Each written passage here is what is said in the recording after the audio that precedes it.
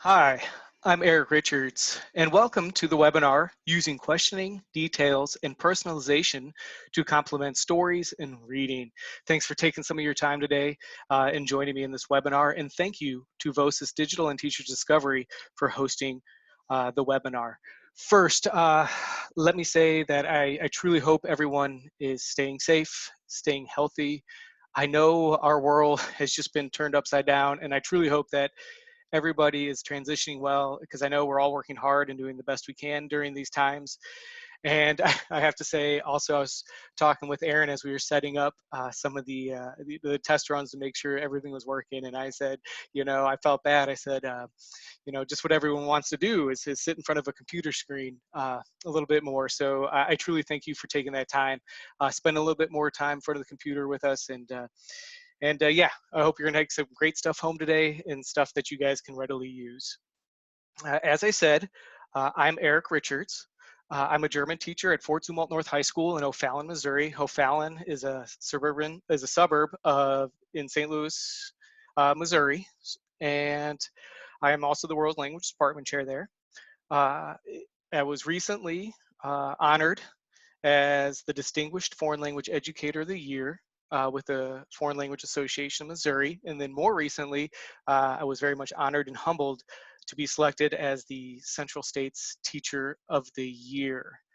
I am also a presenter. I present at regional conferences, and I also present with TPRS Books. Perhaps our paths have crossed for all of you out there. I hope so. And I'm also an author. I've authored a series of books called the Noya series. They're leveled readers for the classroom. They're available in German. Spanish is coming out. They are available through Teachers Discovery. I also collaborated with Teachers Discovery and wrote a book called Crafted Writing on writing strategies for the world language classroom. And I also did a collection of short stories and with an accompanying teacher's guide. And I'll talk a little bit more about the teacher's guide at the end here, because this webinar is based on the information found in there. And I tell you that just so you guys have a little bit of background of why I love reading, why I love writing, why I love to work with readings and writing in the classroom with my students. And I also have to tell you, if you allow me to quickly tell you, I newly became a podcast co-host for Teachers on the Run. I'm co-hosting this podcast, and Teachers on the Run is designed with busy educators in mind. Our goal is to create a space where world language educators can share effective strategies, lessons, and best practices with others. And we do it all in a format for the busy lives of teachers. My co-host, Heidi Taylor-Arnold, the Foreign Language Association of Missouri president-elect, and I are excited to get this going. I would say tune in, but I do want to give you just a quick sidebar. We just got this going. We have one episode up. Then this all happened, the coronavirus. We had a great lineup of teachers to share their ideas and strategies with us. So we're kind of in a holding pattern now, but check back soon with that. And hopefully we're gonna get you guys out some short episodes where teachers are sharing their best strategies and ideas with you. So stay tuned. Other than that, you guys can see contact information at any time. Feel free to contact me and I will get back with you. And again, if you shoot me an email during this time, if I don't get back to you in a few days, just be patient. I will. It seems to be answering quite a few emails now. So just bear with me. All right, but let's move on to what we're going to talk about today. Today, we're going to see how to complement stories and readings to help make them compelling, beneficial, engaging. We want to learn how to use questioning, using questions in our classroom to elicit details to help personalize the text and give students ownership of the text or story that you're working with. We're also going to try to pick up ways to stay in the target language and get more repetition of the language and structures and give students the benefit of oral input. And we're also going to learn to increase student interest engagement by allowing students to express personal thoughts and contribute more to the class. And we're also going to take a look at ways to drive subsequent discussions and interactions with the text to story that you're working with in class. And also, I'm going to give you guys some additional and various ideas and activities that support different skill sets when working in the target language after working with text stories. So hopefully, again, we're going to take take some of these ideas and immediately use them in our classrooms. Looks like we may have to do a little bit of adapting. I hope we can. If you do, share my ideas. I'd love to hear how you guys are adapting any of this for the online world. And hopefully we'll all find ourselves back in our classroom sooner than later. So, okay, so in short, our goal is to make reading and subsequent interactions in the target language an enjoyable, engaging, and beneficial experience for language learners that allows them to grow in their language abilities. So keep that goal in mind as we move through. But to start, I'm going to ask you a couple questions here just to think about. I'll address these and I'll give you my answers to these questions here in just a minute, but let me throw a few questions out here for you to think about, and we'll go from there. First question, how many of you find that your students are, at times, reluctant to engage with the reading or text in the target language? Do you at times find it difficult to stay in the target language when interacting with your students while using texts? And how often do your students engage and contribute in class with an activity in the target language? In other words, do you, as an educator, struggle at times to get your students to show interest, engage, and respond with more than a yes, no, one word, or even maybe a grunt? Welcome to my world. I love the grunt. I always have to ask for interpretations. Does that grunt mean yes or no? So just some questions to think about, and I'll address that here shortly. I do have one last question for you. How many of you read for enjoyment? When you do, does the story begin to play out in your head? That is, do you see it in pictures? Maybe you stop reading words on a page and start thinking in pictures. Uh, and I want you to keep this question in mind, because that very much happens to me when I read quite often. The story starts playing out in my head. Maybe I turn a few pages, then I kind of, I guess, come back to myself and I say, wow, I don't even remember those pages because the story was playing out in my head, and my head was building the pictures and playing the story out in my head. And I just want to keep that idea in your head before we move on. But let me go ahead and address some of those questions and give you guys a little bit of background how this came about. My students, for a while, as I go through my teaching career and over the years, a little background, this is my 15th year teaching German at the high school level. And when I started and through the years, I found that my students were reluctant, let me try that one more time, reluctant to engage in readings and texts when we first started with them. I found that my students, it was difficult for my students to express themselves, and eventually they stopped wanting to engage. And I noticed that I wanted them participating, sharing more of their own thoughts and ideas, but then I realized they needed more support to do this. And I wanted more activities to do when working with the text. And I also wanted to stay in the target language with my students. So yes, very much my world where students are reluctant to engage with me in class, especially in the target language. They were reluctant to participate and share with me. And then I realized they did need more support to do that. And I wanted more activities to do when working with the text. There's absolutely nothing wrong with comprehension questions, reading and doing comprehension questions. It's great. It is an important part, but I wanted to do more activities, and I wanted to stay in the target language with my students much more. I really wanted to give them that benefit of the oral input. So with that in mind, I kind of set out, how do I engage with my students at different levels for me to stay in the target language, give them the benefit, and to get them to engage. And these were some of the ideas that came out of this journey as I worked towards that goal. And I want to let you know that everything that we're going to talk about here, I do in all my classes. And I find that my students are more engaged at all levels. And when I say all my classes, I think I failed to mention, I do teach levels 1 through 4, German 1 through 4 at the high school level. And I do this at all the levels. And I find that my students are more engaged and more comfortable working with me and the texts in class. But I like to give you just a little bit more background of things to consider is the power of reading and the power of stories. I really truly believe in the power of stories and reading, especially in the world language classroom.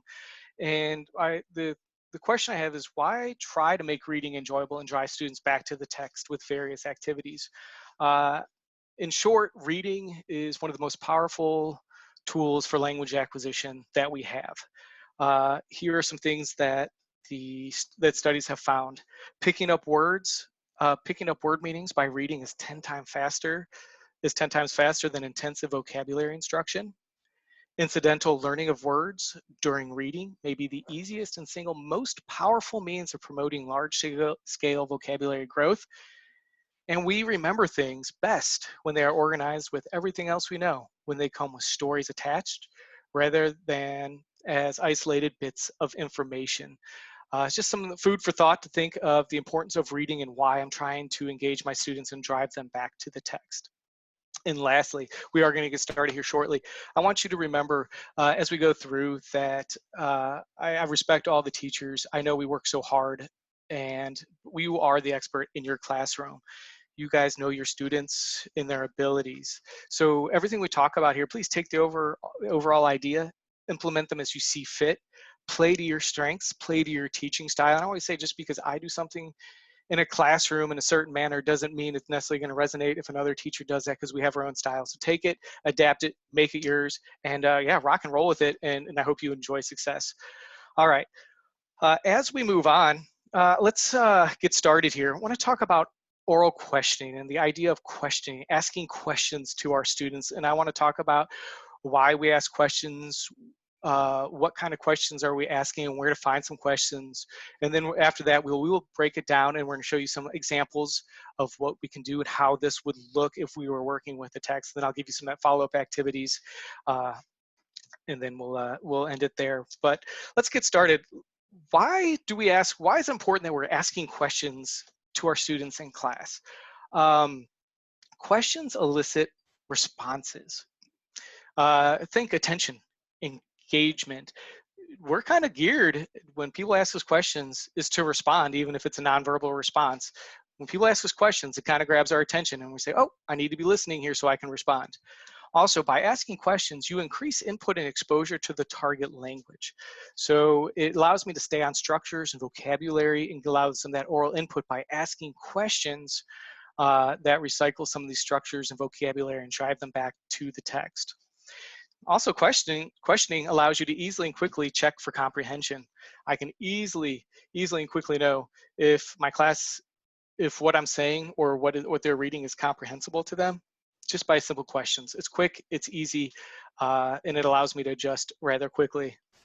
And when I ask students questions, it immediately gives them ownership. Because when I ask a question, it allows students to give their input, and it gives them ownership. It makes them part of the conversation. And specifically when we're talking more about text, which you'll see, they're going to be offering their own details and their own thoughts, and it's going to have a lot more buy-in because then it becomes theirs and we're having a conversation. So there's a lot of power into why we want to engage our students, especially with questioning.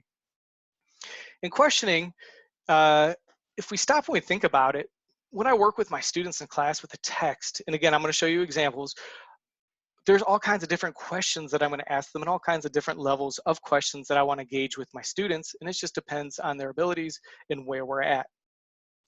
So I'm asking all kinds of different types of questions because it is more than just comprehension. Questions can be simple yes or no.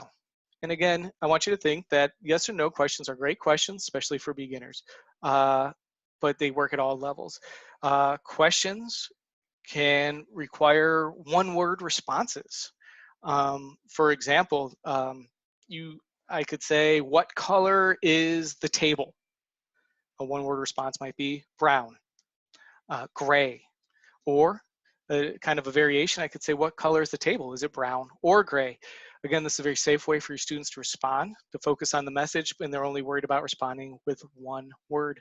Or you just leave it open, what color is the table, and give them no options, as I said. Or you can really make any question a class decision. You can always ask instead of individually to a class. Class, what color is the table? And then you can take some responses and you can work that way, and however the process of coming to the decision. But that's very safe for students to work with as a whole class responses. Also, when I ask questions, I can also require my students to respond in full sentences. And if my students are hesitant or there's a little struggle, I'm never afraid to coach my students on a full response. It's easy, it's safe, and I'm never leaving my students dangle. Also, when I question, I can always ask questions that require a more comprehensive answer. Why did she go there? Maybe it is explicitly stated in the text. She was hungry and she wanted to buy a hamburger. Otherwise, it doesn't have to be explicitly stated. If it was in the text, it said, why did she go to the supermarket? It never explicitly said that. Or I'm sorry, the sentence said she went to the supermarket. It never explicitly said. I could gear my questions at, tell me why she went. Was she hungry? What did she need? And so forth. But my questions, when more comprehensive answers are required, can be geared at discussion and eliciting thoughts and opinions from the class. I can always higher order all my questions. Again, I'm always leveling my questions based on my students' ability. Why do you think that? Is that right or wrong? Is that morally right or wrong? Maybe something happens in a text where I want to stop and I want to address it and I want to elicit thoughts from my class and get their thoughts. Is it right that he or she did this, or would you have done it differently? And again, I would just like to stress as you go before we get to the examples, questioning is bound only by your students' abilities. Obviously, I'm asking simpler questions for my beginners, and I want to pull a little bit more out of my upper level students as we go. And what's also great is when you get comfortable with this, you'll find you can use the same text for different classes. You just have to level up the questioning or level down the questioning depending on the comprehensibility of the text. So before we go on, I will give you one more hint here. When I talk about questioning, because as I said, I'm asking my students all types of questioning. And I'm always recycling questions. So once we establish things, which you'll see here shortly, I'm always going back and asking questions and eliciting the responses for stuff that we've already established. It's just a great way to go back, keep the questioning, recycle what we know, and you'll see that here in just a second. All right, there is one more thing I want to look at before we dive a little bit deeper here and start breaking this down, is we know it's important to ask questions to engage your students. We know there's all types of different levels and orders of questionings we can engage our students with. Now, the question I always ask myself is where to find questions. So when I approach a text, and this can be any text, a story, a reader, I'm looking for lack of detail in. I call it fill in the gaps. Is there a setting? For example, if they say that they're in a restaurant in Philadelphia, maybe I can dig a little bit deeper with that and ask, is the restaurant in downtown Philadelphia? Is it on the outskirts of Philadelphia, north, south Philadelphia, for example? So you see where there's not explicitly told in the text, I can start digging deeper into it. For example, the characters, maybe we have a name, maybe we have an age, but we don't have any more background information. Maybe it's never been explicitly said about a family. So I might start, we've talked about this character, we've been working with the reading. Maybe I start asking questions such as, does she have brothers or sisters? How many brothers or sisters? Oh, she's going on a trip. She has a suitcase in her hand, but it never explicitly says what's in the suitcase. I'm going to start asking questions about what do you think's in her suitcase? What do you think she packed as we work through the text, just to keep them engaged with the text, allow me to stay in the target language. I'm also looking for situations, attributes, characteristics that allow me to personalize questions with my students. And I'm going to give you a lot of examples here shortly with that. I'm looking for topics, themes that can elicit positive and negative reactions and responses that can lead to discussions. Maybe a character, oh, I don't know how to eat earthworms, and then they probably have a pretty strong reaction to the idea of eating earthworms. We might talk about that, ask some questions, for example. Or I'm looking for historical culture elements that will allow me to use clips, videos, supplementary readings after we're done working with the original text, or as a segue, and it also can lead to discussion about culture, history, architecture, and so forth. In short, the really shortcut is here as we get to the examples is when I'm reading with the working with the text, I'm looking to find any place at any time in any text that I can ask questions and engage my class in the target language. So let's go ahead and take a look at this. We'll talk about the idea of using questioning to establish new details working with a text. Excuse me. Okay, so I have a sample text here. You'll see the sample text is in German, and I have the English next to it. And I'm just going to simply use the small text here to give you examples of some of the ideas that I've been talking about. For example, our sample text, a woman sits in a restaurant. She sits alone at the table. She's holding the menu. The waiter comes, the waiter stands next to the table. And I gave you a quick hint there, a 2-for-1, because that's a rather simple text. Everything we're about to do, you can take a more complicated text, simply pull out some simple lines that allow you to talk and ask questions that come directly from the text. You guys can go through the activities, the exercises, and then you can come back to the original text. I guess if you want to say more complicated or more full text, however you want to look at that. And the students will all be familiar with part of the text and they could read that then. But let's go back to our sample text. So let's break it down. If I saw this in a book, and I saw the sentence, a woman sits in a restaurant. And I've already familiarized myself with the text. That I know what details are missing. So I know where gaps I want to fill. For example, I could start asking the question, what is the name of the restaurant? Again, I know this is not explicitly stated in the book, so I'm going to allow my class to start building the picture. Remember we talked about reading and that picture playing out in your head? That's what we want to do. We want to start allowing this picture to start filling out in their head, uh, and taking a little bit deeper with our students as far as the picture and the visualization, and start giving them ownership of the text. So if I ask you, what is the name of the restaurant? I could individually ask a student. They could give me a response. I could give them a choice. What is the name of the restaurant? Is the restaurant Jamal's or Vivian's? And we could do a decision way. I could just open up the class and take a whole bunch of responses and work through however I wanted to decide what the name of the restaurant is. So if we've established this, as we're working through. So she sits in a restaurant. The restaurant is named Vivian's. Then I want to keep digging a little bit deeper here, to set that picture. Is it an expensive restaurant, a cheap restaurant? Again, individually with the class, however you want to work through that, we've established that. Is it big or small? But you'll also see that as you guys do questioning, like in this case, I'm starting to work in some adjectives. We can use adjectives we already know.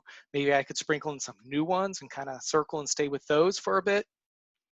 But we start establishing these details, and we say, where is the restaurant? Maybe they never said where it was. Or if it did, maybe the restaurant's in Chicago, but maybe Vivian's is a special restaurant in a back alley, or it's on the Magnificent Mile. Those are details that you could establish with your class. But it is important that you guys establish the details and then you stay with them, because you're going to see where you can come back to them, and because you want to keep the story coherent as you're working through. So we're working through this, we come to this sentence, I kind of dig a little bit deeper here, we kind of establish a little bit of the mental picture of this restaurant. But again, the questions I ask are only bound by my students. So obviously I'm gonna have simpler questions for my levels 1, and we can dig a little bit deeper in my upper levels. So I'm working through the text, I come to my next spot. She sits alone at the table. All right, maybe where can I dig deeper? I'm looking at this saying, is it a square table or a round table? Uh, does it have a tablecloth? Yes. Oh, what pattern is on the tablecloth? What color is the tablecloth? And again, I'm eliciting responses, and I'm going back. I could say, hey Susan, do you think the tablecloth is blue? Oh, Susan thinks it's blue. Hey Tim, do you think the tablecloth is blue? No. Okay, Tim, what color do you think the tablecloth is? Oh, you think it's yellow? Okay, that's interesting. So class, let's take a vote. We got blue and yellow. What do you guys think? Who thinks it's blue? And then we could do hands, or we could keep, and kind of do a vote, or you could do it a variety of ways. But then if I keep kind of going here and I ask how many other tables are in the restaurant, this is where you kind of have to remember that when you establish these details, you want to go back, because if we established previously that it was a small restaurant, there's obviously not going to be 100 tables in a small restaurant. For example, if I ask, well, what's on the table? If we establish it's an expensive restaurant, there's probably not going to be paper plates on the table, unless it's a new fad. I don't know, but as you can see, so you can kind of see where you do want to keep track of the details that you're establishing as you move forward, so you can keep the story coherent. So again, we're moving on with our plot. We're reading our story. We kind of dug there, and then we come to the spot. A waiter comes, and he stands next to the table.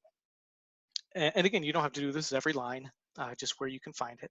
I could say, okay, here's an opportunity. Let's talk a little bit more about the waiter.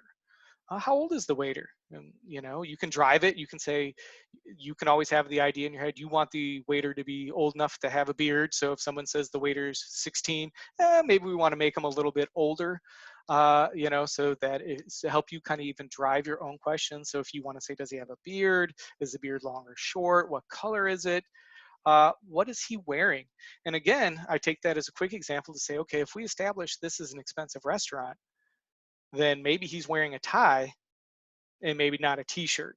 So, or what is he wearing? Again, you can always work in, when you start digging a little bit deeper, you can always take a thematic approach. What's he wearing? I don't know. Let's, maybe you guys have had a chance to talk about some clothing and related vocabulary in classes. Maybe we can start trying to apply that to the story to kind of bring this character to life through questioning.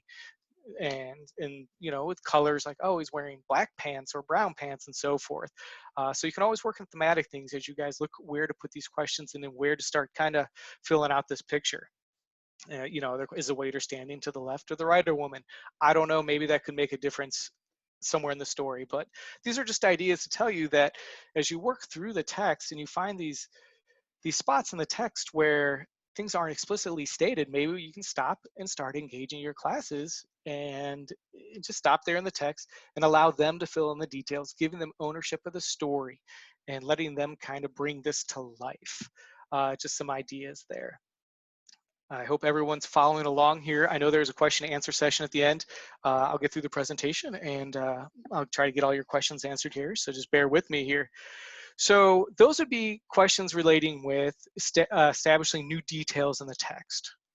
But I also brought up earlier talking about personalized questioning. When I personalize with my students, can I use a text to personalize with my students?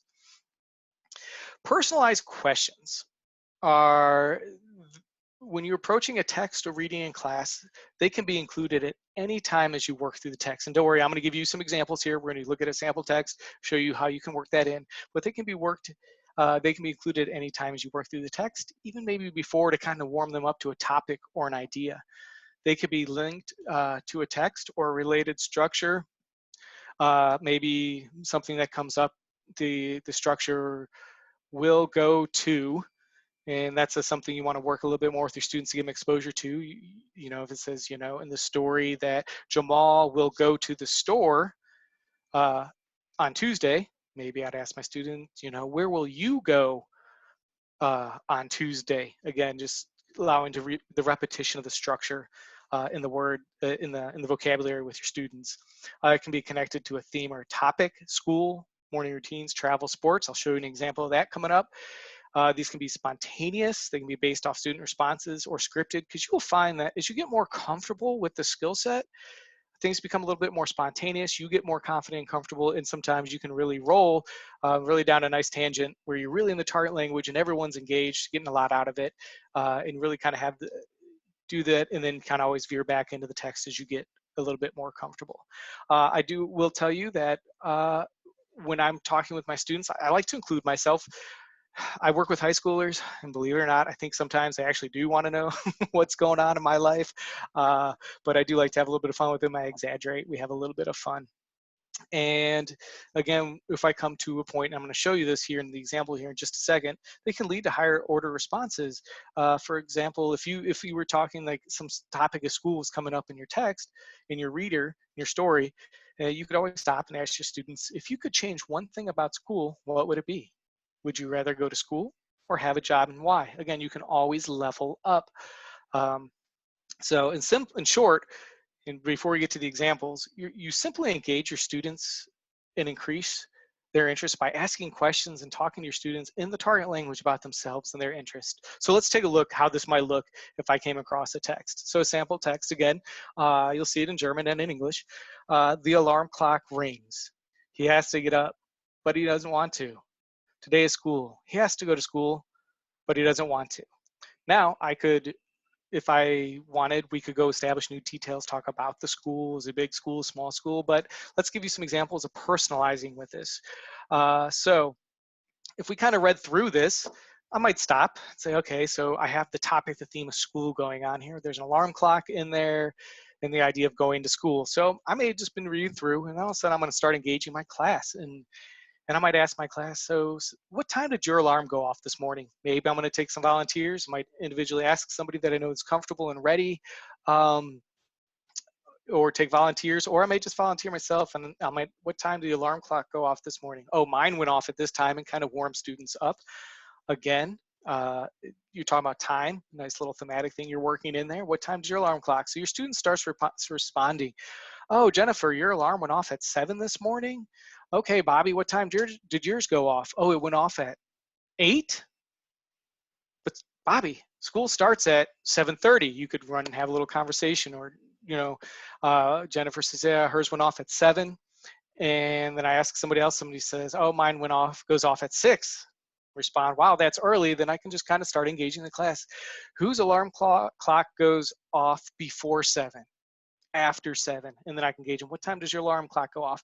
And really what I'm doing is I'm eventually going to come back to the text and the story, but I'm really just engaging with my students, personalizing with them, getting high interest out of my students. We're hearing the structures, in letting them respond with their own thoughts. I could ask questions. Do you have an alarm clock or do you have a phone? I think that's pretty much a valid question anymore these days. Uh, do you have an alarm clock or a phone? Did you use an alarm on the phone? Does anyone have an alarm clock? I did ask this question in class one time, and just to let you know, nobody uses alarm clocks. It's all on their phone, if you were wondering. But then I might actually dig a little deeper and say, oh, what kind of phone do you have? Do you have an Android or an iPhone? Or an Apple phone, Apple, Android or Apple, and there's the hot button right there. They're pretty passionate about their branding, Android or Apple. Great discussion. I could ask a question, do you get up when your alarm goes off, or do you stay in bed longer? Do you hit snooze? How long do you stay in bed? And again, you can kind of see where, hopefully you see I'm just personalized with my students. I'm taking the theme out of the text that I came across as we were working through a text. I just want to talk to them. It gives them a little bit of break from the text too.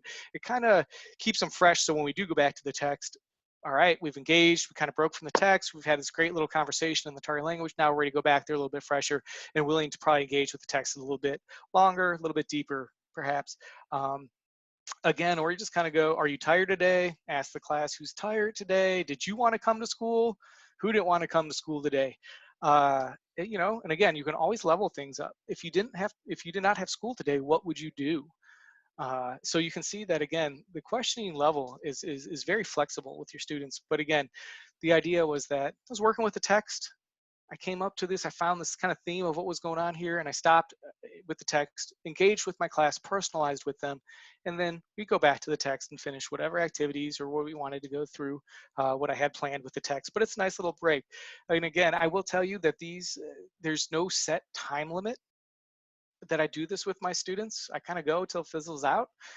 Sometimes we may stay establishing a new detail, may only take less than a minute.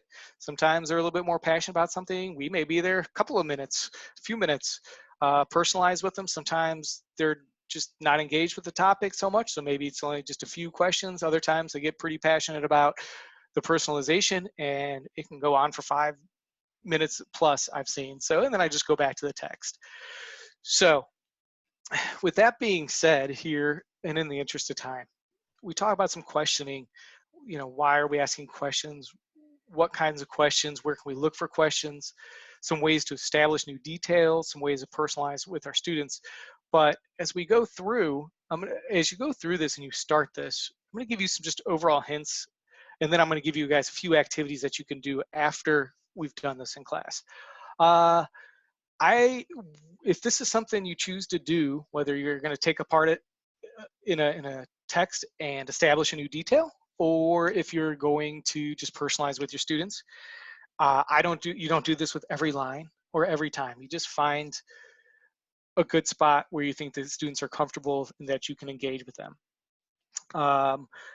And I don't do this every time we read in class either. Just like everything, if you do it all the time, it's going to lose a little bit of its flavor. So differentiate, use it, come back to it. It can be a lot of fun if used, I guess in the right increment, so to say, not all the time.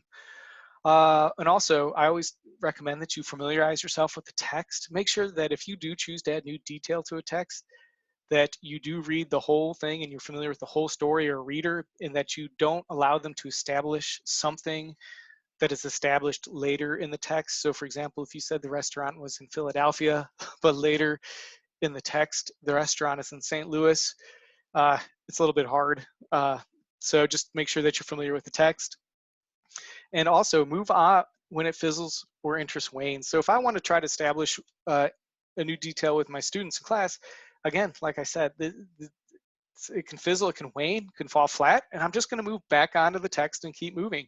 Otherwise, if they're engaged, I'm going to try to stay with it, because as long as I'm in the target language, it's comprehensible to my students, they're comprehending what I'm saying, and they're engaged, I think I'm winning as a world language teacher for that moment in my life. They're getting that input and they're growing. And then when it fizzles, I'm moving on to the reader, which is nice. Because I want you to think of it this way. I want you to use the text as the driver of the plot.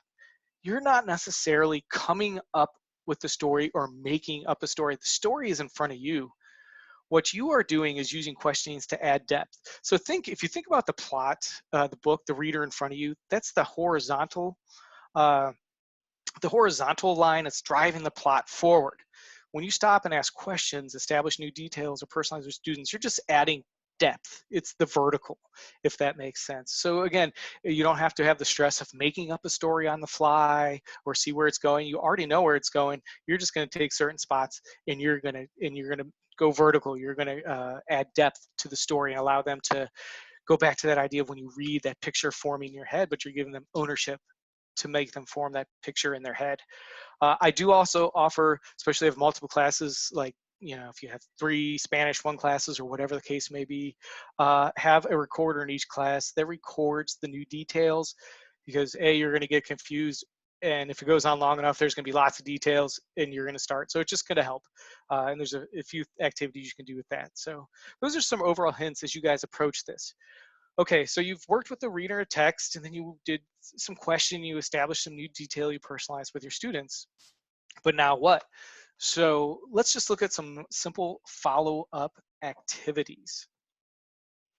For example, I could, after we've done the reader of the story, and I know my students are comfortable with this, I may have my students do a retell in the target language. I'd say, who can retell me or retell the class the story, but including the details that we established in class. Doesn't have to be perfect, or to make it less intimidating. Sometimes I say, hey, could you just maybe give me, 10 sentences or whatever number, quick retell of the story, including as many details as you can remember. It's a little bit less daunting maybe for the students to say, I can do that. 10 sentences or whatever number isn't bad versus the whole thing, whatever you read that day. If students are more comfortable, you want them to maybe work a little bit more with it, just record the retells. They have their phones. Flipgrid or Voicearoo are quick, easy programs to use. Maybe short movie or trailer. I know with their phones and technology now, things like that tend to be a little bit easier where they're incorporating the details and able to do that. A lot of times too, I obviously like to write, so my students get to write in class too. So I have my students rewrite the story. I have them rewrite the story in the target language, but I want them including the details that we established in class. So then they get that extra exposure and work with the story in the details. Again, want to make it less daunting. I can always say, hey, I need only 10 sentences or whatever number that retell the story, but include as much detail as you can that we established. Or this is always a fun variation that I'd recommend you do after you've done like the rewrites a few times and they know what's going on. I have students rewrite the story and I have them change any details they didn't like. Maybe we established a detail in class they just were not happy with. They wanted that tablecloth to be yellow and not blue. So when I tell them to do the story rewrite, they can make the tablecloth yellow. They can change the details they didn't like. And that's really kind of a 2-for-1, because then we start sharing these stories with the changed details. And really what they're doing is they're getting more exposure and input of the original story just with some changed details. So they're actually getting more repetition in the target language of what we've been working with. I've comic graphic strips incorporating details, a book or magazine incorporating details for artistic students. And also, you can have your students write questions for the story where the partner has to respond with the established details. So we've gone through this, the whatever reading section we did for the day, we established some new details. They have to write a question that would elicit a response from a partner if they were to ask, that would elicit the new detail that we established. Or variation is have your students write questions that ask for new details or for a personalized response that they could ask maybe a partner that maybe we didn't establish anything about a tablecloth, and we go back to that and maybe they have to write the question, what color is it, what patterns on it, or whatever it is, and then they could ask the class partner work, however you'd like to do that. Students have, I guess, pen pals, Flipgrid pals. I hope I'm not dating myself too much by saying pen pals. But students in other class, those if we're reading the same story, they can write to each other, or like with Flipgrid, they can record each other retelling this. They can record themselves retelling the story with their details, and they can share it with another class. So let's say I have 4 German 1 sections that okay, we've all those German 1 sections on that Tuesday worked with the same reading section. And my goal was I knew I picked out where we were establishing new details in the text. Then they record themselves, or they can write it down, and then they can share that, and I can share that with other classes. We can make it a whole class project on the board activity, or they can have a partner that they can share it with, and they can record themselves retelling it with the new details, and they can kind of hear what did the other class come up with, which I find tends to be really high interest. They're really interested to see what a lot of their friends and peers are doing in the other classes and what they came up with. I will give you a little hint. No matter what the other classes did, whatever hour that is, their story is the best. They'll let you know that no matter what. Um, Also, when I'm doing questioning, sometimes this works really well to slow me down, because sometimes I get excited and I start going too fast and I start losing my students. So when I'm questioning, whether personalized or establishing details, I have my students write down their answer. They can write it on a piece of paper, or like maybe those quick boards, those whiteboards, and they can hold up the answers. So, but that allows me to answer a question or ask a question. It gives them time to answer it by writing it, and it allows maybe my slower processors in the class a little bit more time just to process uh, the their response, and it helps slow me down so I'm not losing my students. And also, just a quick hint: if you do the whiteboards, tell them to write their answer down and keep them down until you say hold them up, because otherwise, you know, you always have the lightning quick student that holds it up, and I think it kind of dejects a few other students if they're a little bit slower in the processing or their responses, or they'll just copy their responses. So just a quick hint if you end up doing it that way. And also, when we do reading, I read aloud to my classes. I read stories aloud to my class. And a lot of times when I read aloud to my students, they're following along on the page.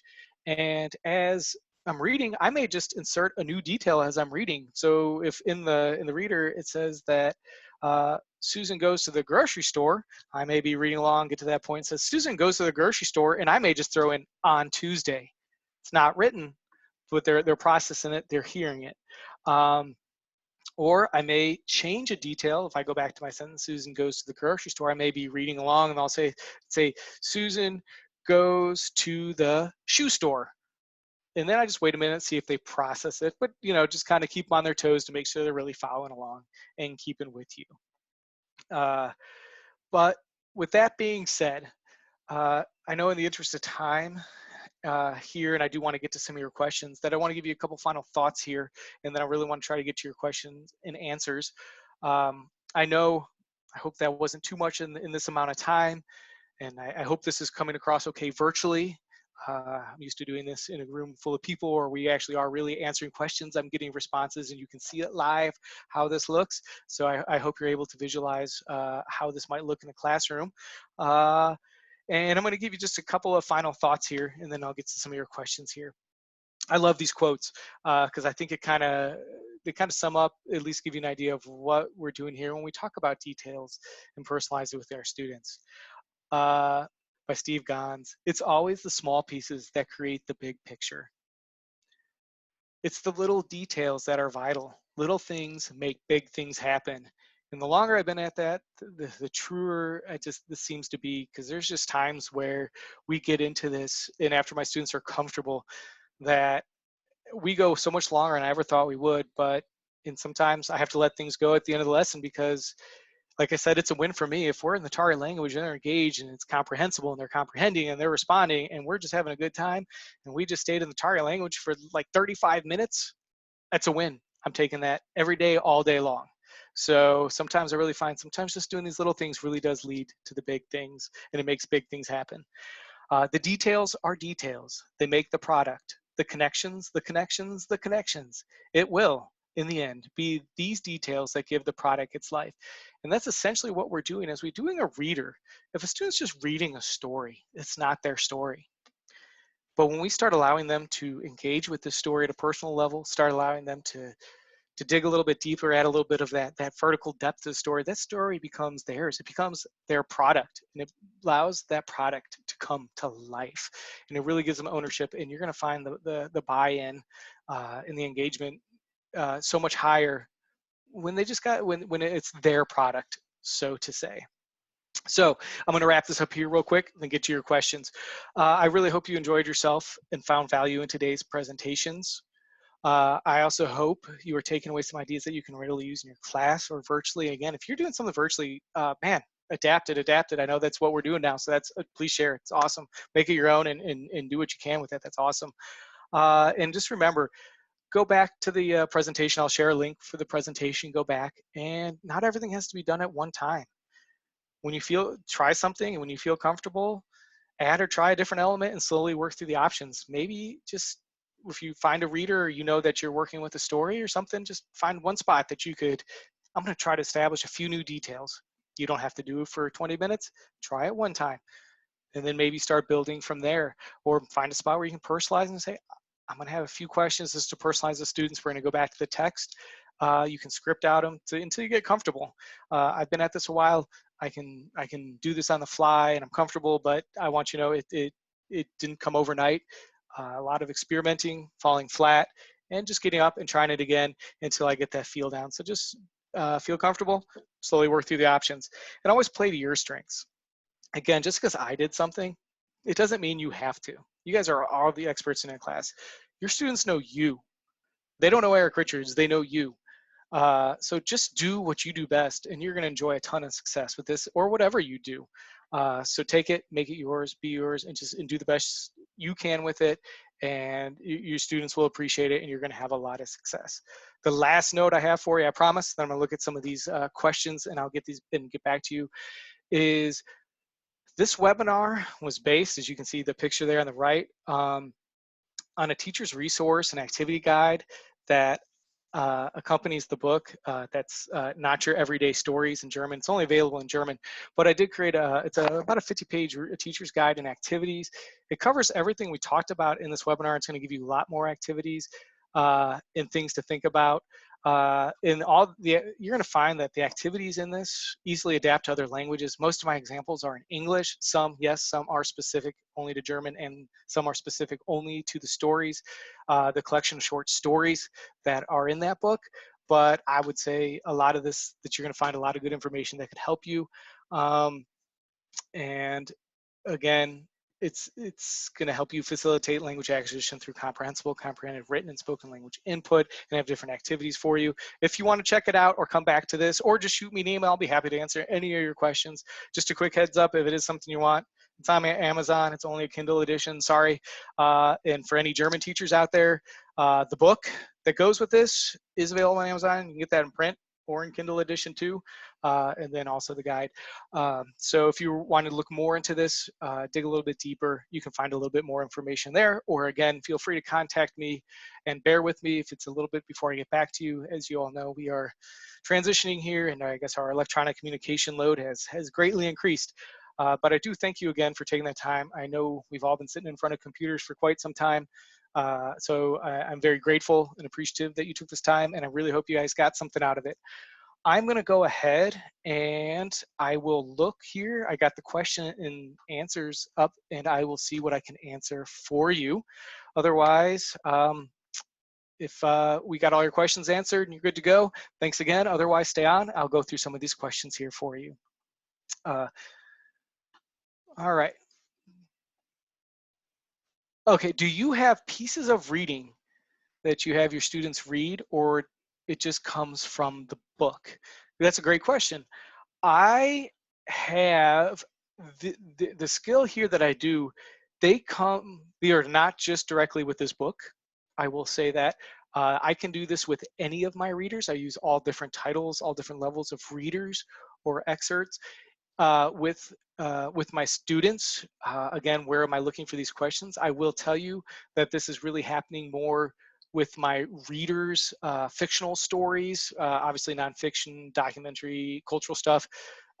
you can personalize with them and ask some more, questions about architecture. Do you like gaudy architecture or not, or what's your favorite? Do you like Gothic and so forth? But predominantly, I'm going to be doing this with readers of any title. And again, I'm just looking in where I can fill those gaps and personalize with my students.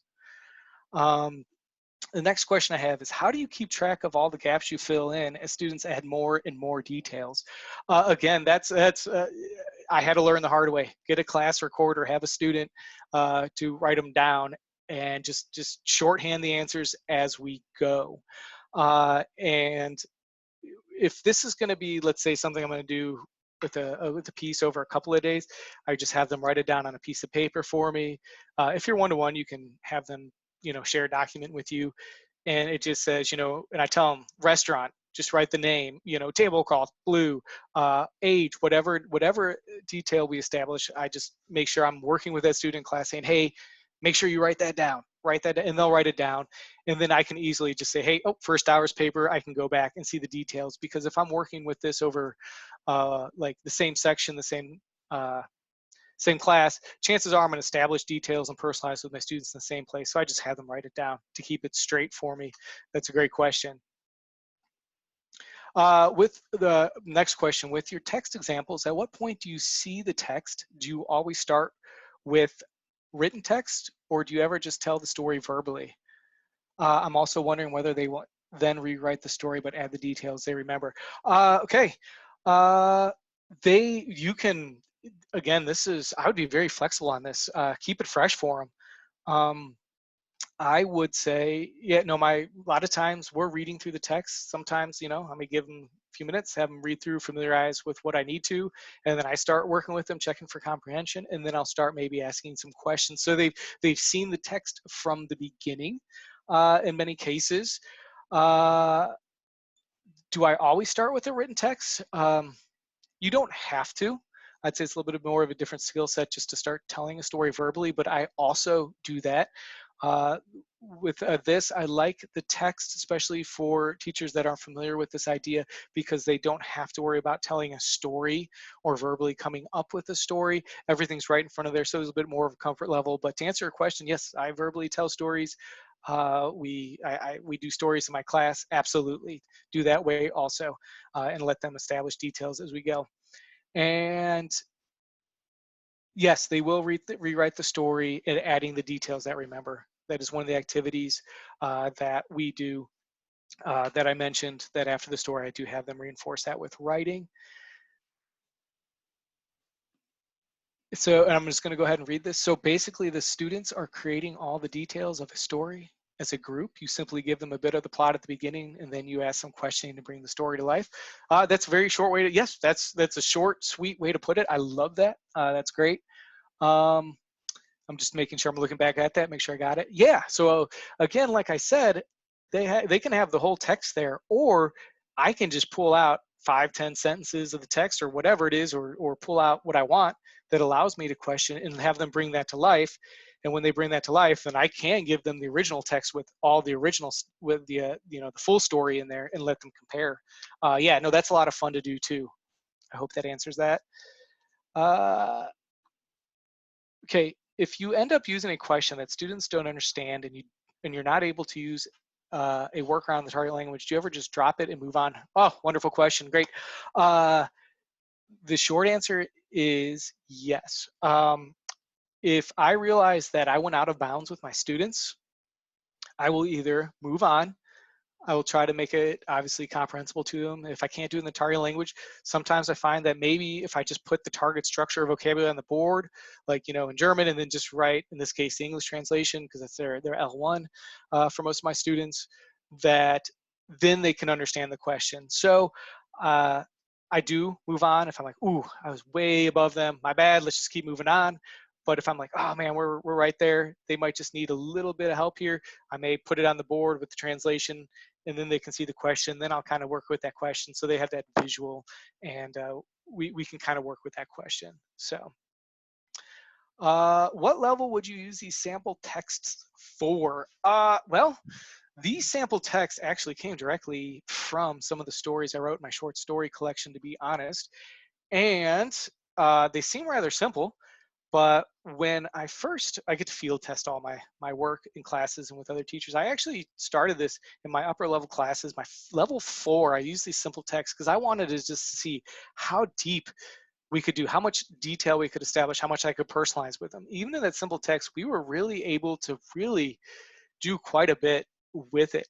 Then I also did take this text and I took a couple stories as I call it field testing to see if this is resonating with students, if they like it, if this is something I want to move forward with. And I used the same text with my level 1s and I just asked them simpler questions. And the obviously I'm looking at it like the vocabulary in the story itself is simple enough that, level 1, 2 can get that. But again, my questioning just gets leveled, my personalization gets leveled. So I'm asking much simpler questions, yes, no, one word responses, or I'm coaching them on a full response. So because what you do is, and then going back to the upper level, especially when it's a very simple story, the vocabulary in the story is not an issue. They don't have to focus on that. I mean, they can instantly read that. It allows them to focus on the responses a little bit more. So again, it's just going to be kind of where I'm leveled. And as you start, and I do this with other readers, like I said, the more you do it, the more of a feel you'll get, um, as what texts are working for which levels, again, because you don't want the text itself to be overwhelming where the vocabulary are really struggling with comprehending the actual written text, because that's going to take away from the personalization. So you want to make sure the text is comprehensible to them and they're comprehending what's going on in the story and the text itself before you engage. Um, let's see, again, the texts come from, gosh, like I said, a lot of my readers. I use all kinds of readers. Again, going back to more fictional type stuff, fictional situations, wherever I can find it, really. Again, and then I'm going back to where can I look for the filling in the gaps or personalizing or these different situations or themes that I can pull out. Yeah, parts of the novel, nonfiction articles. Again, no, I don't really do this with the nonfiction. If I were to ask questions in nonfiction, they tend to be much more comprehension based, but you can personalize with nonfiction. Again, if you're talking about a historical aspect of maybe an art or architecture, you can start asking their opinion. Do you like this? What style do you like? And try to, with nonfiction, really establishing detail is a lot tougher, and I really don't do that much. But with nonfiction, I can personalize with my students if it's level appropriate. But again, um, with the establishing detail, I'm using a lot of readers and just fiction that I find. Uh, are all the stories always really basic so you can add breadth and depth with your students? It's a great starting point. Find Keep your stories basic, or pull, if you know you are going to work with a chapter out of a book, maybe you can pull out, like I said, some sentences, keep them simple, and then you can add the breadth and depth and do a little bit of comparison. But yes, in the short answers, you always want to make sure that what they're reading is level appropriate, incomprehensible to them, so they're not struggling with the reading before you start questioning. So I really like that expression, by the way. Add breadth and depth. I'm going to steal that. So thank you. I love it. Uh, how long does a typical story and the activity go on for? One class, 1 week? Gosh, that's a great question. These are really they're flexible in the fact that I may do the idea of establishing a new detail or um, personalized with my students. We may be reading, let's say, whatever section, we may be working on it for the next 2-3 days, but I may only do these activities one class period. Because like anything, if you do too much, it kind of wears out on them a little bit. So even if I'm saying, hey, we're going to be working with this chapter the next couple of days, I'm going to be working with that chapter in different ways, but this may be one activity that I put in one day, or it might be, hey, I'm going to do 15 minutes today, 15 minutes tomorrow, or maybe it's just, hey, I have this really quick little reading we're going to do today, and then I'm just going to try to take it out as long as I can, or say, hey, I got 25 minutes budgeted for this little reading here in class. I'm just going to do as much as I can. Oh, great question. Brian, do you have any tips for how to teach a novel through Zoom meetings? I'm about to tackle this task in a couple weeks. Oh, Brian, I'm going to have to let you down here. That's something I'm I'm going to be tackling this also here in the coming weeks. So I think that might be a good question for the broader community of world language teachers. And I apologize that I don't have an answer for you, but man, if you find out some answers, I'd love to, because I need to tackle that also. So I do miss being in the classroom and in the human contact. That's really, yeah, I really do miss that. Do the stories you use follow a particular textbook? I definitely like to mix a vocab in different order than give a given chapter, even across chapters, as I'm trying to stay on track with other 7th grade French teachers. The stories I use don't follow a particular textbook, but when you're using a textbook, let's go back to the thematic units. In a textbook, maybe you were talking about school, you have the thematic unit of school and a textbook, and then you find a reading or story, that maybe has those elements of school in there that allow you to do this, where you can say, hey, we've worked on this thematic unit with our textbook, we got this vocabulary, now I found this little reading that has that, now I'm going to start asking these questions to my students that allow them to incorporate this vocabulary in this thematic unit that we've worked on. So the short answer is no, it doesn't follow a particular textbook, but whatever, as you go, you can mix in what you have from the textbook, like I said, with schooling, or you can mix it up, as you said, and ask different questions. As like when you ask when we go back to how many tables are in the restaurant, kind of work with numbers, stay there. And then you ask them, are there 12 tables, 13, 14, 15, and you can kind of count on numbers and kind of work it in that way as something thematic. But the short answer again is no. Any ideas to adapt this remote learning environments? Unfortunately not. I'm going to open that up to everyone out there in the audience. If you do, please let me know, because that's where I'm at also. So we're in it together, as I say, and I'd love to hear anything. So yes, if you find great ways to adapt it, please share. Are whiteboards practical when doing Zoom classes? Now, I'm going to tell you, to be honest, I have not done a Zoom class with whiteboards, but the picture I have in my head would be yes. You could have them hold it up in front of their camera, and with their responses, I think it would actually work. If the picture in my head would play out the way I have it, then yes, because you could ask the questions, have them write it down, and then hold up their whiteboard in front of the camera. Yeah, absolutely. I think it would. Again, I know we're getting into some of the virtually questions, and I know I feel like I'm letting you guys down, but this is all very new to me also, because I love engaging with my students personally and in class. So I'm working to adapt, and if I do figure out any great ways to do this, I'll be sure to share it out. So, but yeah, like I said, we're going to be a lot of us feeling this out together. Do you know where to find a lot of these books in the e-versions? Well, I would say let's start with Teachers Discovery. I know they have a lot of print books. I don't know how many are available in e-versions. I guess you go online or shoot them an email and ask. Otherwise, I would just go, let's see, I would just try to, maybe type that in e-version of readers, see some publishers, go to their websites and see how many e-versions that people put out, or put that out to the larger community. Okay, let's see, here's a question. When students retell the story in 10 sentences, for example, how do you encourage the students to not just recopy the text or use Google Translate? Oh, I feel your pain. I understand completely, absolutely. When we do, if it's a verbal retell, obviously I don't have to worry about that. I may give them a few, minute or two to kind of get their thoughts straight. A way to do that around two is good old-fashioned paper and pencil. Like, we may do this, and then I definitely want to budget some time. I find that if I really want them to do this, I'm going to budget time, especially if they're rewriting it in class, because I want to be there, and I'm going to probably make them do it on paper and pencil.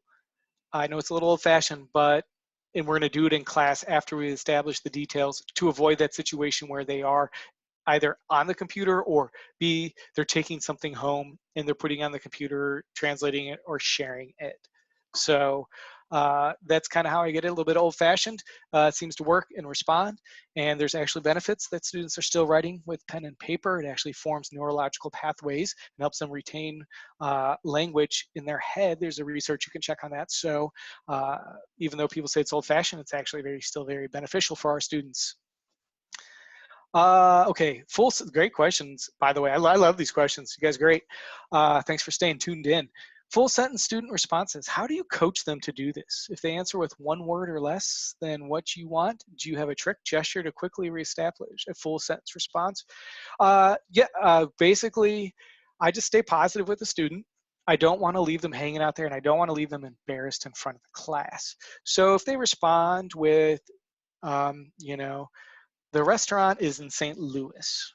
I want them to respond with, the restaurant is in St. Louis. And I ask the question, where's the restaurant? And they say St. Louis. I might say, very good. All right. But, and then I'll say something like, can you help me out? Can you repeat after me? And then I'll just say, break it down real slow, the restaurant and, is in St. Louis. And I'll say, great job. And then I'll repeat it. The restaurant is in St. Louis. And then I might ask him, where's the restaurant? And then you'll find that generally, they'll be a little bit more confident, but I don't want to leave them to hang. And it could simply just be, great job. They responded with the answer and say, hey, that's a great job. See if you can help me out with this. And then just kind of coach them through like the example I used. But again, just make them feel comfortable and help them out. And I will say some students, bad day, bad attitude. I've seen it all. Sometimes they just don't want to work with you. Then I just let it go, and maybe we come back to another day when they're feeling better or whatever's going on and work with it. I try not to push the issue. So, we already got ideas. This is great, Susanna. So you could elicit answers by having students vote on options, roll a die, raise hands, then put all elements together to create a story. I teach elementary Spanish. Absolutely. However, you decide that if you're going to open up the whole class and you have to come to a decision-making process, you could, oh man, you can do that. Anyway, I love that, roll a die. I like that. You can do raise a hand if you have, kinesthetic learners where you want to stand up, go to the left side if you want, the house to be big, go to the right side of the room if you want it to be small, and then you could do a count instead of just hands to get them up moving. I like the die. Yeah, you could always pick an expert. Just say, okay, class, we're going to take a vote. Oh my gosh, but Isaiah is our expert. So class, I'm going to ask you. We'll see your votes, but especially if it's a tie, an easy way to say, here's an expert. Hey, Isaiah, what is the final answer? You're the expert, you know the answer, and then just have one student if a student is comfortable with that. But yeah, any kind of tricks that you want to. You could also, you could say, if you wanted to throw it out there, okay, is the house big or small? Only people with birthdays in June get to answer, and then maybe you have one or two. So there's all kinds of things, or people who have a brother only get to answer, or whatever it is. You can I'm just, those are off the top of my head, but yeah, get creative. I like that. Just be creative. Let's see. I am familiar with TPRS. Absolutely. I present with TPRS. I do workshops for them around the country. I've presented regionally and nationally with TPRS books. I am a full trainer for them, so I am absolutely familiar with TPRS. And for those who are familiar, you'll probably see some of the elements in here. But I do say that when you get to work with the text and do this, I always say maybe it's safer for teachers new to the idea because the story's already there and the text is there, and you already have the plot moving along, and you're just going to be adding depth and breadth to it, breadth and depth. So, oh, you're welcome. Thank you. What are my thoughts on FVR? Oh, my thoughts are wonderful. FVR is great. I'm actually so glad you put that up there. FVR, free and voluntary reading, or SSR, maybe people are familiar with. I do it, love it. In fact, when I have better results now with FVR, my students are more willing to engage with the readers that we have in class, because sometimes they go back to, maybe we did part of a reader and we did this with part of a reader, they'll go back and reread it. But overall, I find that their confidence is up and they engage in reading. And then it's kind of funny. Sometimes I'll have students afterwards. They're like, I read this, and by the way, I just want to let you know, I added this to the story. It's kind of funny that it's resonating. So FBR is wonderful. Something to look into, and if you can make it work in a classroom, great success. Again, the power of reading for world languages can't be underestimated. Yeah, wow. Here's an idea. Amber, I hope you don't mind me sharing. Tell a story using pictures on Pear Deck, using different response possibilities offered on Pear Deck 1. You haven't tried it yet, but I think it might be okay. Oh, do it. Let us know. Awesome. I'm glad you guys are already thinking that's great. I bet you that's going to work out real well for you. Okay, if you're creating stories from scratch, it was responding to above, and you're welcome. Uh, and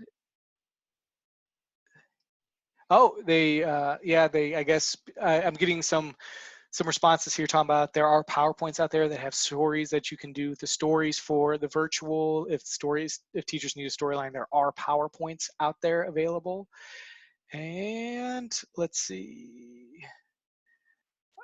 Just read. This is not a question, but a comment. I'm just going to read this comment here real quick. This is my last one here, and then let's see here. Okay, Julie, I guess everyone can see this. I'm not 100% sure, but I'm going to read this. Julie, I hope you don't mind. Not a question, but a comment. Using hand motions, acting, drawing, speaking to each other, etc., have allowed some kids who have really struggled in language to feel successful in my class, both in my current placement, mostly upper middle class, with lots of home support, and the first job where I used TPRS. 99% kids from high poverty backgrounds with varied home support, and many struggle with literacy. Good. Thank you for sharing that with us.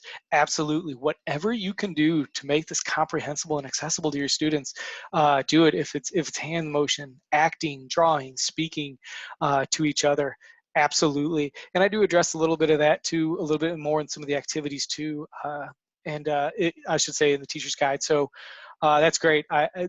It sounds, Julie, you're doing a wonderful job. Wonderful what you're doing for those students. So. All right, it looks like I have I came down to the end of the comments. If there's no more comments or questions, again, I'll thank everybody who hung around. Good luck with everything. Please stay safe. Please stay healthy. And give yourself a little bit of grace. We're all in this together. We're all this huge transition for me also. Been some stress, a lot of emotion, but we'll get through it. We're going to be stronger at the end. So I will thank everybody again.